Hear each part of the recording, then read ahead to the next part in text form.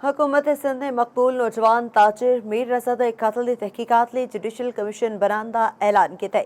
दूजे पासे मकबूल नौजवान ताजिर मीर रजा अली की फैमिली ने जुडिशल कमीशन उत्ते तहफुजात का इजहार करदियां सिंध हाईकोर्ट नाल रुजू करने का फैसला किया है। इस बारे विच वेखनिया ए रिपोर्ट। सिंध वालों नौजवान ताजर मीर रजा के कतल की तहकीकात लिए जुडिशल कमीशन बनाने का ऐलान। तर्जमान वज़ीर आला सिंध वालों जारी किए ऐलामिए विच आख्या गया है कि मीर रजा मरहूम के अहले खाना वालों वज़ीर आला सिंध नूं लिखे खत विच दर्ज खदशात का जायजा लैन तो बाद हुकूमत सिंध ने फैसला किया है कि वाक़े की गैर जानिबदार ते शफाफ तहकीकात लई chief justice Sindh high court नूं जुडिशल कमीशन के क्याम की दरखास्त की जाएगी।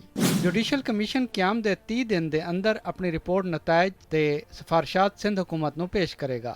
कमीशन नूं सिविल कोर्ट के अख्तियारात हासिल होणगे। वज़ीर आला सिंध ने सारे सरकारी महकमियां इदारियां ते अफसरान नूं कमीशन नाल मुकम्मल तामुन की हिदायत कर दी है। उधर मकतूल मीर रजा की बहन ने वीडियो बयान में आख्या कि जुडिशल कमीशन बनाने तो पहला सानू आगाह नहीं किया गया। सानू मीडिया तो इतला मिली। पीर नूं सिंध हाई कोर्ट नाल रजू करके ज्वाइंट इन्वेस्टिगेशन टीम बनाने की दरखास्त करांगे। ना पुलिस की इंक्वायरी की जा रही है। क्या इस जुडिशल कमीशन बनाने का फ़ायदा ये है कि पुलिस की इंक्वायरी की जाएगी, उनकी पोस्टिंग्स की जाएंगी कहीं और उन्हें सस्पेंड किया जाएगा? इन सब के जवाब तो नहीं है ना। तो किस बेसिस पे कमीशन बनाया जा रहा है?